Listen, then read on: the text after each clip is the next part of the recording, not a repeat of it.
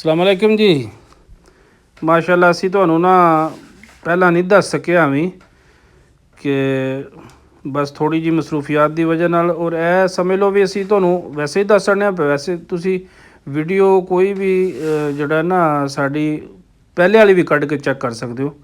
तो उहदे विच जिहड़ी है ना असी चीनी और घ्यो तेल जो कोई भी यूज़ किया उहदा अच्छा जिहड़ा है ना सारियां चीज़ां दसियां ने।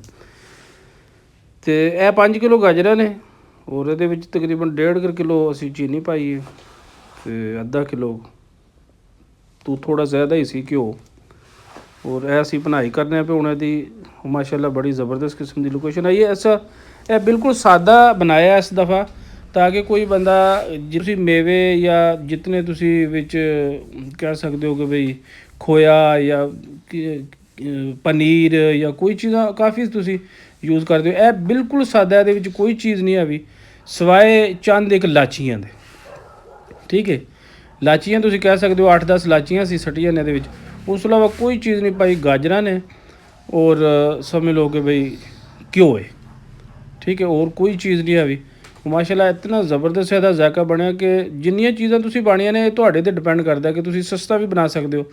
अगर तुसी जिन्नियां चीज़ां ज़्यादा ऐड विच करो तो फिर उन्हां दा ज़ाहिर अपना एक जायका है। लेकिन यह बिल्कुल सादा है। ठीक है जी, कि भाई गाजरां नूं गाल लिया सी असी पहला कुकर ला के ना तो गाल लिया सी। उस तो बाद इन्हां नूं किसी भी चीज़ नाल तुसी मैश कर लो तो उस मिक्स करके बिल्कुल ये दानेदार बन जाएगा। ठीक है, उस तो बाद घ्यो पाओ और इन्हूं भुन लो। कोई एडे लम्मे चौड़े चक्कर दे विच चीनी दी जिहड़ी हुंदी है ना रेसिपी, चीनी जिहड़ी उहदे विच सोडा हुंदा है क्योंकि वो गालदा भी है और इहदे पक्कण दे विच ना चीनी का एक बड़ा रोल है।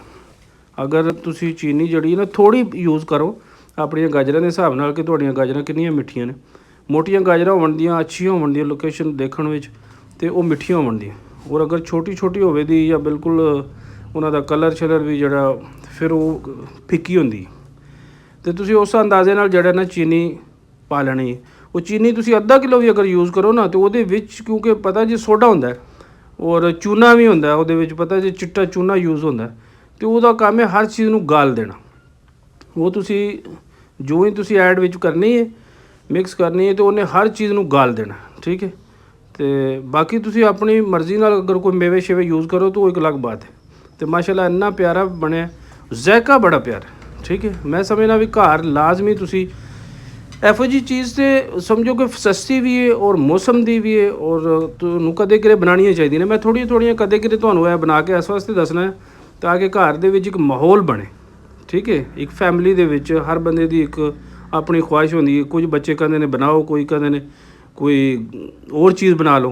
तो जिहड़े बच्चों नूं पसंद है उन्हां वास्ते कम अज़ कम जिहड़ा ना हफ्ते च एक बारी 15 दिनां च महीने च भी अगर एक बारी कोई बनाए तो मैं समझना भी उहदे ताकि वो खुश भी हो जाते हैं और खाण दे विच बजाए तुसी बाज़ार जाण दे या बेकरियां तो इधरों उधरों जिहड़ा तुसी लैंदे हो उहदे नालों 100 दर्जे बेहतर है। एक तो साफ़ सुथरा है और कोई विच मिलावट नहीं और कोई वो जायके च इतना ज़बरदस्त है। मेहमान अगर आ जाण तो तकरीबन अद्धे पौने घंटे विच तुसी तैयार कर सकते हो।